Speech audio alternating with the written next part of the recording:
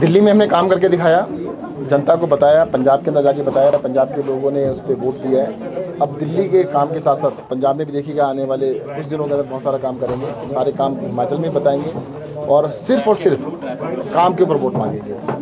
हम राजनीति के ऊपर वोट नहीं मांगेंगे। जनता दुखी हो चुकी है राजनीति से, बीजेपी की राजनीति से, कांग्रेस की राजनीति से। एक बार कांग्रेस को वोट देते हैं, एक बार बीजेपी को वोट देते हैं, कुछ काम होता नहीं उनका। हम काम करने के लिए आए हैं। अभी तक उनका ऑप्शन नहीं था, एक तरफ बीजेपी थी, एक तरफ कांग्रेस थी। बीजेपी को हिमाचल की जनता ने बाईपोल्स में पूरी तरह से नकार दिया, 100% नकार दिया।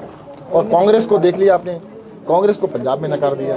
तो अब इस बारी आम आदमी पार्टी को सामने आएगी और मुझे लगता है हिमाचल की जनता जरूर मौका देगी। इस तरह के पंजाब और उत्तराखंड के चुनाव आए हैं, इसमें कहा जाता है टीम बी के तौर पर बीजेपी के लिए काम करती है आम आदमी पार्टी, क्या कहते हैं? कभी कोई कहते हैं कांग्रेस के लिए करते हैं, कभी कहते हैं बीजेपी के लिए। दिल्ली में हमने बीजेपी को हराया, पंजाब में हमने कांग्रेस को हराया, अब की बारी दोनों को हरा लेंगे। हिमाचल प्रदेश के चुनाव से पहले शिमला नगर निगम के चुनाव हैं, उसको एक तरह से सेमीफाइनल माना जाता है। क्या तैयारियां हैं और विधानसभा में कितने सीटों पर लड़ेंगे? विधानसभा के अंदर आज मैंने डिक्लेयर किया है कि आम आदमी पार्टी 68 सीटें हैं, 68 सीटें सभी पे लड़ेंगे, एक भी सीट को हम छोड़ेंगे नहीं। और हिमाचल के अंदर पूरा फोकस करेंगे, जैसे पंजाब में किया था।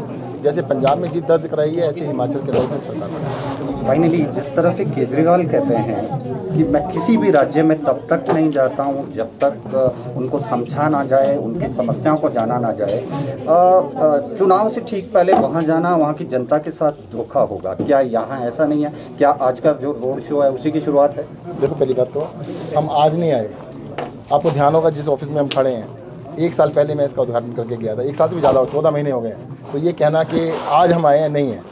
आम आदमी पार्टी हिमाचल के अंदर बरसों से है, परंतु क्योंकि हमने पिछली बार इलेक्शन नहीं लड़ा था, 2017 में हमने इलेक्शन नहीं लड़ा था, तो काफ़ी शांत हो गए थे हमारे कार्यकर्ता, लोग बैठ गए थे, कहते इलेक्शन तो लड़ नहीं रहे हैं। तो आज ये डिक्लेयर करने आए हैं कि हम इलेक्शन लड़ेंगे। इलेक्शन लड़ेंगे तो नई ऊर्जा का संचालन होगा, लोग सामने आएंगे।